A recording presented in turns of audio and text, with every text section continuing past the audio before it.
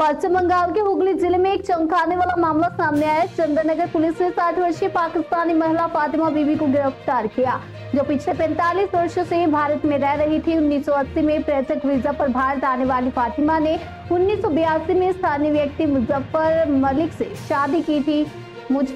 शादी की थी और उनके पास वोटर आईडी, आधार और पैन कार्ड भी हैं, लेकिन अब उन्हें विदेशी नागरिक बताकर हिरासत में लिया गया है। स्थानीय लोग और परिवार वाले उनकी रिहाई की मांग कर रहे हैं।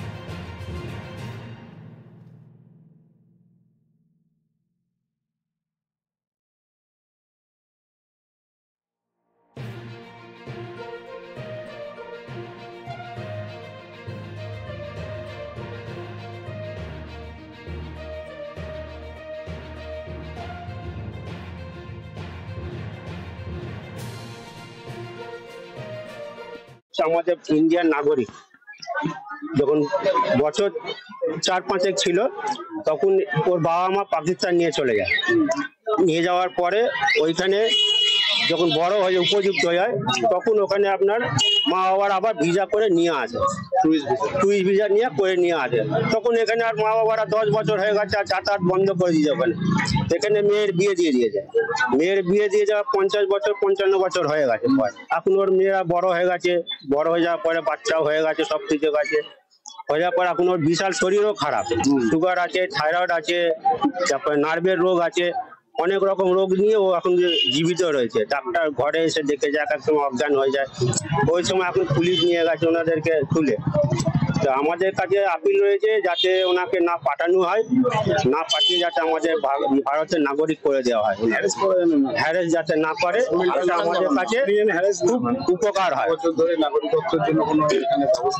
এখানে করেছে, ওখানে অনেক কোর্টে আপিল করা হয়েছে, কোর্ট থেকে ওকে জামিনও করা হয়েছে। কোর্ট বলেছে কোনো অসুবিধা নেই, আপনার ওনাদের কাছে কাগজপত্র ছিল, ভিসা জমা দিয়ে দেওয়া হয়েছে ওনাদের, বলে আর কোনো অসুবিধা নেই, আপনারা নিয়ে যেতে পারেন। তখন নিয়ে যায় কত আপনার 2003-তে একটা আপিল হয়। ওকে এখানে ভোট দিত, হ্যাঁ ভোটার আছে। ওনার দুটো মেয়ে আছে, তাদের বিয়ে হয়েছে, তাদের সন্তান হয়ে গেছে।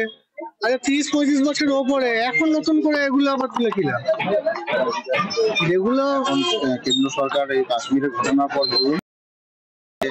যারা পাকিস্তানি নাগরিক তাদের দেশে ফেরত যেতে হবে। ওনার ভারতের নাগরিকত্ব না থাকলে তো ওনাকে ফিরতে হবে, এরকম একটা 30-35 বছর হওয়ার পর তার যদি দুজন সন্তান থাকার পরও এখন তাকে, ওনার তো ওখানে কেউ নেই, কার কাছে যাবে? ওনার তো সারাটা জীবন এখানে কেটে গেল। এখন পাকিস্তানে উনি গিয়ে করবেন কি? ওনার তো দেশ এখন এইটাই সম্ভব নয়। এটা 80-র কথা বলছে, তার মানে প্রায় 45 বছর। অর্থাৎ তখন আমি যদি আমার বয়স থেকে 45 বছর পেছিয়ে যায়, আমারও জানার কোনো বিষয় নয় এটা। তবে যদি কোনো পদ্ধতিগত কোনো ভুল হয়ে থাকে, সেটা আমার মনে হয় ওনার যে গার্জেন, ওনার যে বাবা মা, ইনারা হয়তো পদ্ধতিগত কোনো ভুল করেছেন।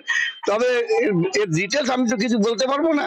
ওনারা নাকি মানে এখানকার নাগরিকত্বের জন্য আবেদনও করেছিলেন, সেটা করে থাকলে স্বাভাবিক প্রক্রিয়া করা উচিত। যদি এরকম ব্যাপার থাকে, নাগরিকত্বের জন্য আবেদন করাটা স্বাভাবিক প্রক্রিয়া। তারপরে ভোটার তো ছিলেন মনে হচ্ছে, ভোটার লিস্ট দেখলে হ্যাঁ ভোট দিতেন, হ্যাঁ এখানে ভোট দিতেন, বা আধার কার্ডও আছে, সবই আছে, প্রায় সবই আছে। আপনারা কি চাইছেন এখন?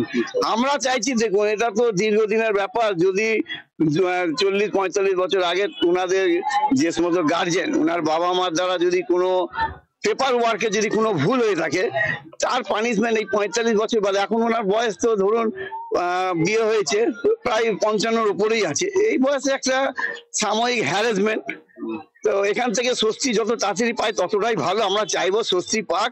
শুধু ও তো নয়, ওর সঙ্গে ওনার স্বামী বা ওনার ছেলে মেয়ে যারা শ্বশুর বাড়িতে সংসার যাপন করছে, সকলেই স্বস্তিতে থাকুক।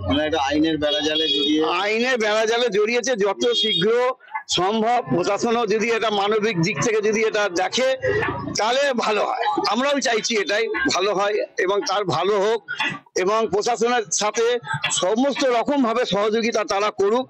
আমরাও প্রতিবেশী হিসেবে আমরাও প্রশাসনের সঙ্গে সব রকম সহযোগিতা করতে আমরা প্রস্তুত। আমার নাম আখতার হোসেন।